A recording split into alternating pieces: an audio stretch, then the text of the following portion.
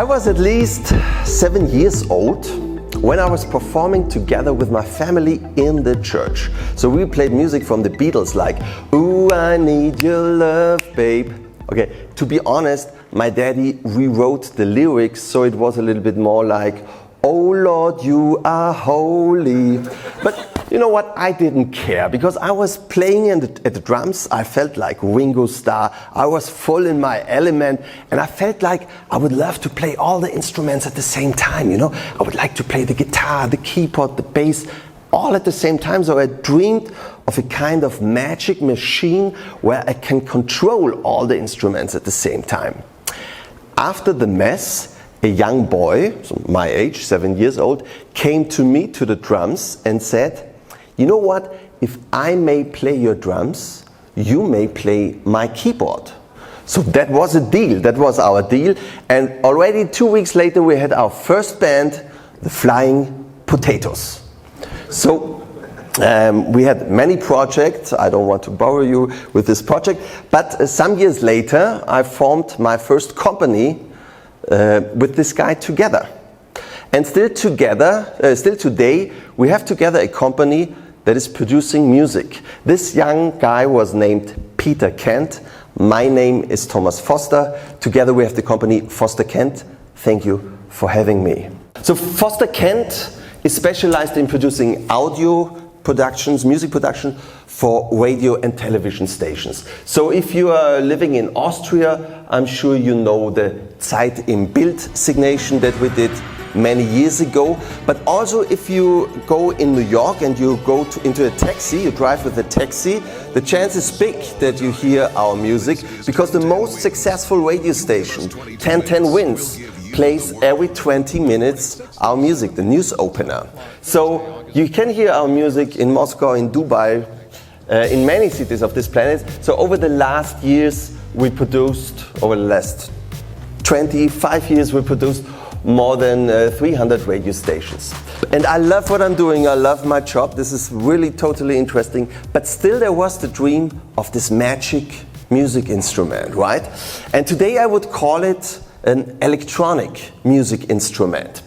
So what is an electronic music instrument? There's one that everybody for sure know, that's the synthesizer. The first synthesizer that was famous was the Moog synthesizer, and it was in the 60s.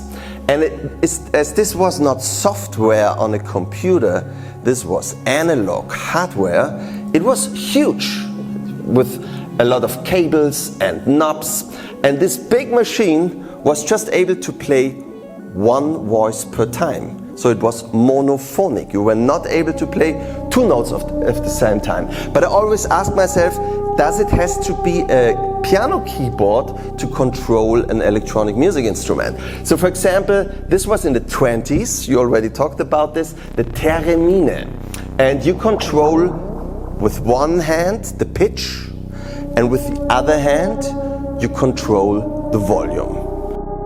This is not very easy, because like on a string you can play every note, even between the keys of the keyboard. But it's very interesting. Also very interesting was the laser harp here presented by Jean-Michel Jarre. And at this instrument every laser is one note. And if you disturb this laser, you play this note. So it's not very easy to play. I don't want to play the flight of the bumblebee on this instrument, but it's nice to have it on stage. This is a very interesting concept. It's called the React table. So like the name says, it's a table, and you place models on this table, and every model is like the model of a synthesizer, like a filter, like an oscillator. And if you move the knobs, you can change the parameter of this. So for example, I think the next model he's placing is a sequencer. He's playing a sequence, and this is running through a filter, and as he is moving the filter to the right side, the filter gets open and we hear more of the sequencer that is coming in, while he's with the other hand controlling the volume of this high note. React table, very interesting project.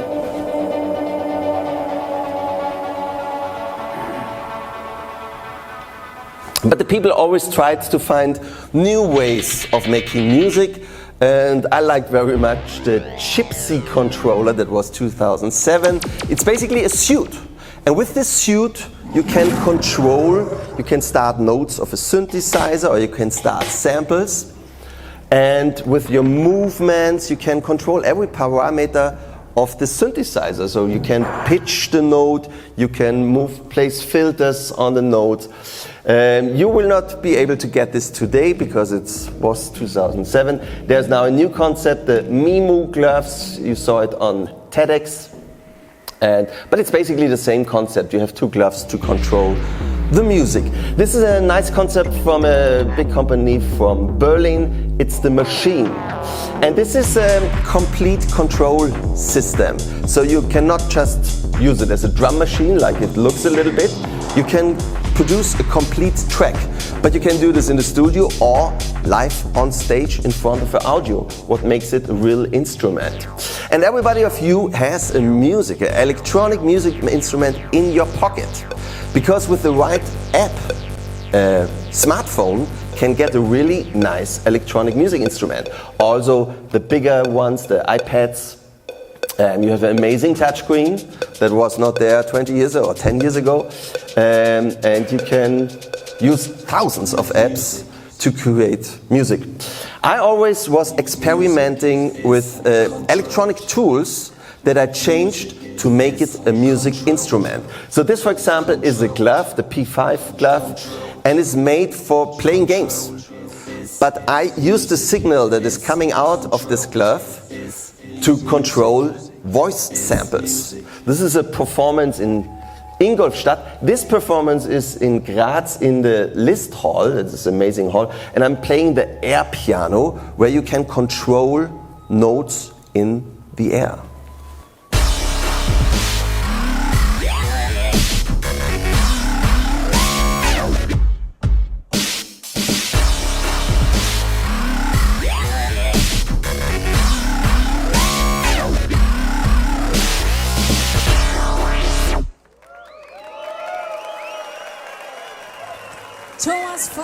So I played there with my band, Ivotion.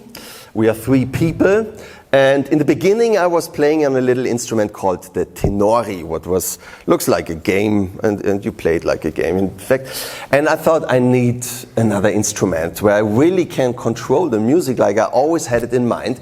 And I started to create my own instrument. And here it is. That's the NYX, called after the Greek god of night, because also the Greek god of night works best in the night, like my instrument. You want to see it? Shall I show it to you? So basically it's like on a piano. On the right side you play the melody, on the left side you play the arrangement. So for example, I have here in this line a vocal sample. And I can control the notes like on a piano. What I cannot do on a piano, this I could do on the piano, I could play the next octave. But here I have on the third line a different sound.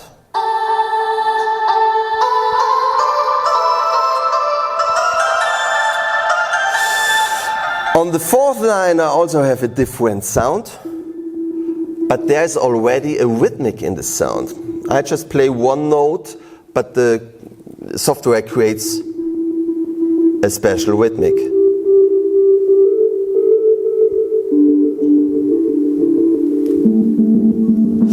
And also here I have a synthesizer sound.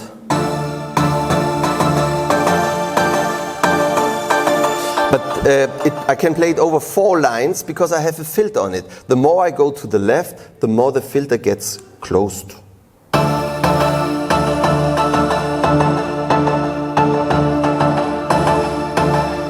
If I go high, I play high notes. If I go low, I play lower notes. So on the left side, I can play the arrangement. I have here a pad chord. And every key, every point is a different chord. If I go more to the right, I add an arpeggiator to this chord based on this chord. That's something also synthesizer could already make in the 60s. You play one note and they play an arpeggiator. And the notes are changing of the arpeggiator as I play a different chord. If I go more to the right, I have a sound that I was just adding today because of Mr. Karajan. A church organ.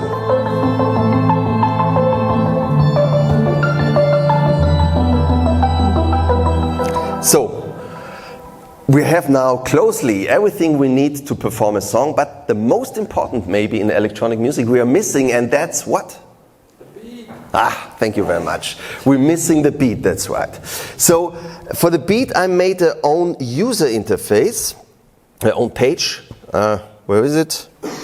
Here it is. Where I can play the drum samples, right?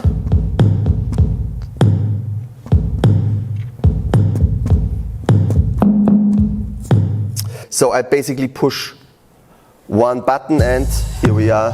We hear a pre-prepared loop that I can control here on this line. So that's basically the concept, and I would play a little song for you if you want to, right? Yep. Here we go.